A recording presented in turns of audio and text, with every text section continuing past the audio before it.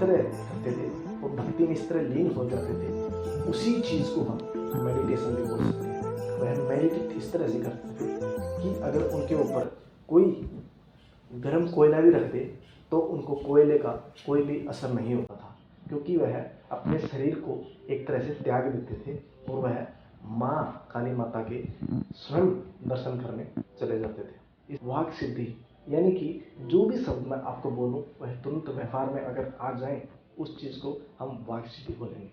रामकृष्ण परमहंस जी, जो कि स्वामी विवेकानंद जी के बहुत बड़े गुरु थे, वह काली माता के बहुत बड़े भक्त माने जाते थे और वह लगातार काली माँ के ध्यान में बने रहते थे। एक बार होता क्या है कि एक लड़का जब वह लगातार भक्ति करते रहते थे, मंदिर के सामने से जैसे ही गुजरता था, उनको लगातार पागल, ढोंगी, बहरूपिया इस तरह की टिप्पणी लगातार बोलता रहता था और इस चीज़ को परमहंस जी लगातार इग्नोर करते रहते थे। एक दिन होता क्या है, बहुत ज़्यादा गहरे ध्यान में भक्ति करते समय परमहंस जी को उस लड़के ने बाधा बनने की कोशिश की और सीधा मंदिर में जाकर के उनको बहरूपिया, ढोंगी इस तरह की टिप्पणी दोबारा से शुरू करता है। इस बीच जैसे ही उनकी लीनता का जो सत्र होता है वह बीच में ही टूट जाता है और गुस्से में आकर के परमहंस जी उनके सामने आकर के उनको ये बोलते हैं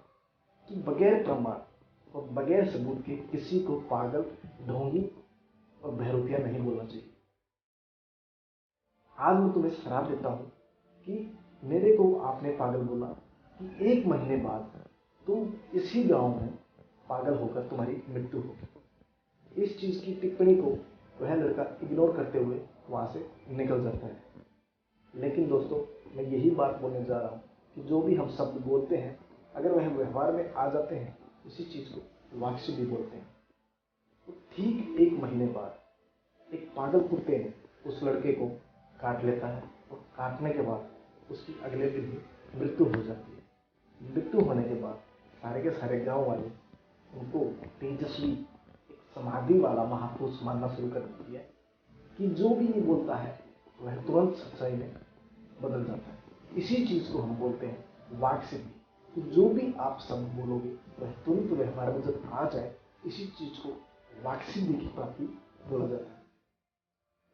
दूसरी सिद्धि को हम बोलते हैं दिव्य दृष्टि सिद्धि, यानी कि जब भी हम किसी दूसरे के संबंध में भूतकाल, भविष्य तथा वर्तमान की सारी चीज़ों को हम देखना शुरू कर देते हैं, उस चीज़ को हम बोलते हैं दिव्य दृष्टि सिद्धि।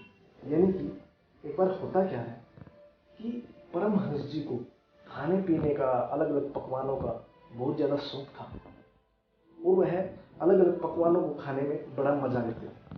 कई बार तो ऐसा होता था कि जब वह ज्ञान दे रहे होते थे तो बीच में से ही उठ करके ब्रह्मा समाज से वह अपने घर की तरफ दौड़ना शुरू कर देते और जाकर के अपनी पत्नी शारदा का नाम पुकारते हुए बोलते कि शारदा, आज पकवान में तुमने क्या बनाया है।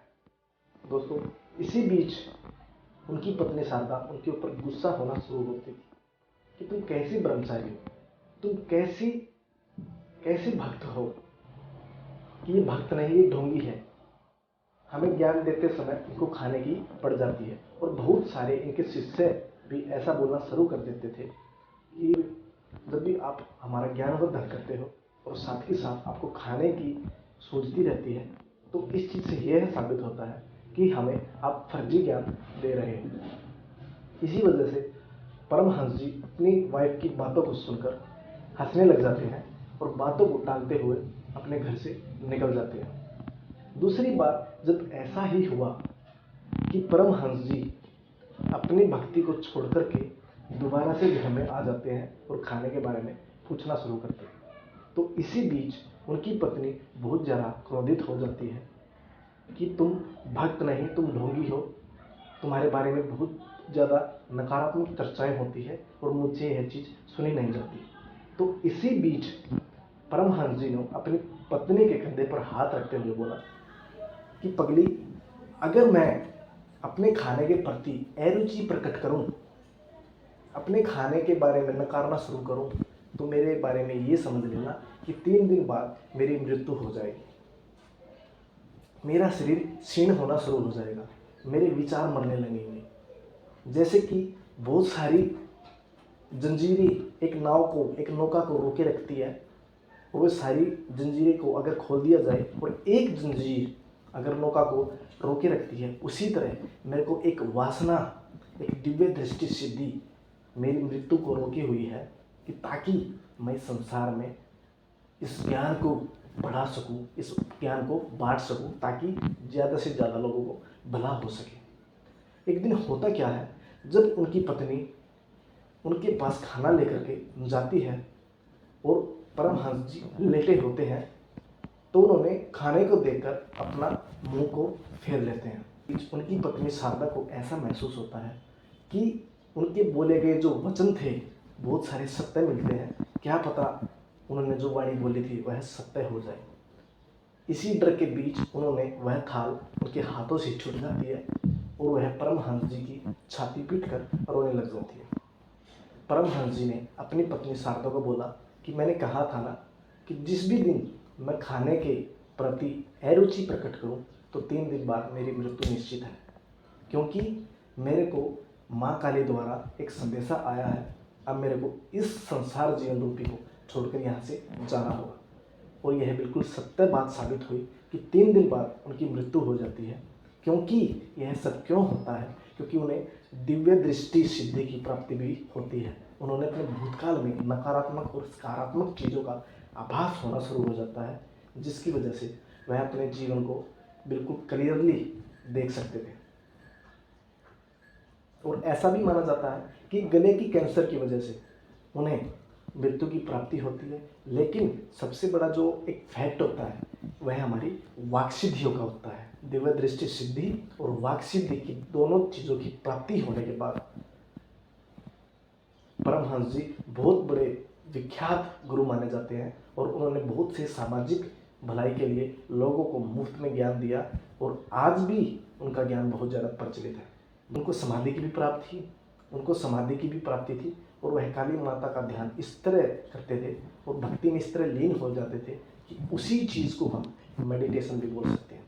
वह मेडिटेट इस तरह से करते थे कि अगर उनके ऊपर कोई गर्म कोयला भी रख दे तो उनको कोयले का कोई भी असर नहीं होता था, क्योंकि वह अपने शरीर को एक तरह से त्याग देते थे और वह माँ काली माता के स्वयं दर्शन करने चले जाते थे। इसी वजह से बोला जाता है दिव्य दृष्टि सिद्धि और वाक सिद्धि जिन्हें प्राप्ति होती है वह अपने भविष्य, भूतकाल और वह अपने भूतकाल, अपने वर्तमान तथा भविष्य में आने वाली जो भी बाधाएं या फिर खुशियां होती है उनका पहले से ही आभास होना शुरू हो जाता है। तो दोस्तों ये छोटी सी इंफॉर्मेशन आपको कैसी लगी? कृपया लाइक कीजिएगा, शेयर कीजिएगा और कमेंट करके बताना कि परमहंस जी की एक ये छोटी सी इंफॉर्मेशन आपको कैसा महसूस करवाती है। तो मिलते हैं किसी नेक्स्ट वीडियो के साथ। अगली वीडियो में बताऊंगा आपको कि किस तरह से जो बहुत सारे योगी होते हैं कम उम्र में ही इस शरीर को त्याग देते हैं, और बहुत कम उम्र में ही वह बहुत बड़े संकेत, बहुत बड़े मैसेज हमें दे करके चले जाते हैं और इस दुनिया में नहीं रहते। तो दोस्तों मिलते हैं किसी नेक्स्ट वीडियो के साथ। तो तब तक के लिए थैंक यू सो मच। जय हिंद।